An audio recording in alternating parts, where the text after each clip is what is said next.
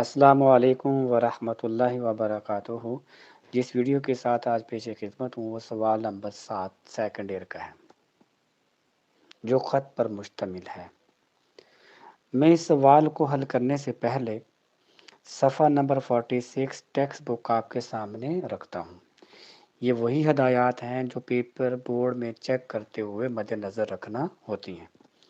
سب سے پہلی بات یہ ہے کہ یہاں پہ لکھا ہے خط ایک طرح کی تحریری گفتگو ہے جس کے ذریعے ہم اپنے حالات سے ایک دوسرے کو آگاہ کرتے ہیں۔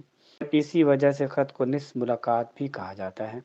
خط نجی ہو، کاروباری ہو، سرکاری ہو، ہر چند خط لکھنے کا اپنا انداز ہوتا ہے، لیکن بالعموم یعنی عام طور پر مندرجہ ذیل باتوں کا لحاظ رکھا جاتا ہے۔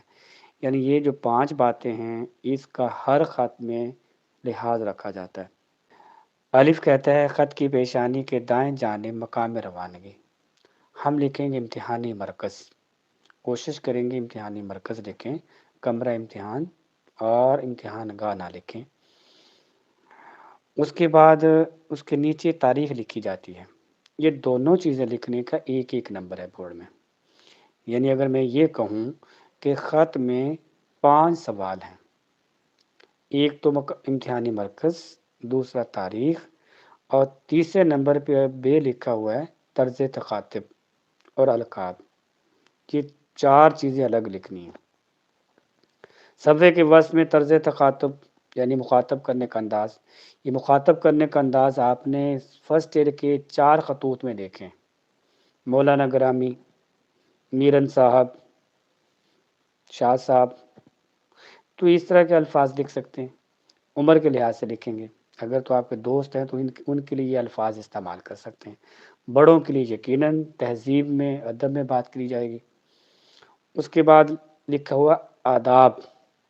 آداب کا مطلب السلام علیکم۔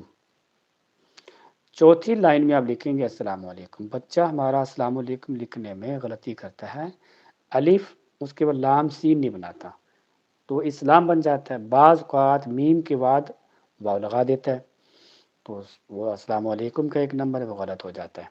اور بعض اوقات بچہ السلام علیکم متن میں لکھ دیتا ہے، حتیٰ کہ متن 5 نمبر کا الگ ہے۔ جیسے مضمون جی میں لکھا ہے خط کا نفس مضمون مختصر ہونا چاہیے تاکہ اپنا اور دوسروں کا وقت ضائع نہ ہو۔ یقیناً مختصر کا مطلب 2.25 صفحے، یا آپ اپنے فرسٹ ایئر کے خطوط دیکھ لیں لکھ کے، اگر وہ 2.25 صفحے پہ آتے ہیں، 1.5 پہ آتے ہیں تو اتنے ہی لکھیں، آپ کے پاس نمونہ موجود ہے۔ دا لکھا ہے جملے چھوٹے اور واضح ہوں کیونکہ لمبے جملے الجھن کا۔ یہ یقیناً بات سچ ہے کہ چھوٹے جملوں سے الجھن پیدا نہیں ہوتی اور لکھنے میں آسانی اور روانی رہتی ہے۔ تو اس لیے ہر تحریر میں جو بھی اردو میں لکھیں تو آپ کوشش کریں کہ اس کے جملے چھوٹے ہوں۔ آگے لکھتا ہے کہ خط کے نفس مضمون کے بعد قدر بائیں جانب آپ نے خط لکھنے والے کا مقام اور تفصیلی پتہ، ہم نے وہاں لکھیں گے والسلام، اور اس کے نیچے لکھیں گے رشتہ، یعنی اگر دوست ہے آپ کا پیارا دوست، اگر والد ہیں لکھ رہے ہیں تو آپ لکھیں گے آپ کا پیارا بیٹا۔ اس کے نیچے لکھیں گے الف اور الف بے جیم۔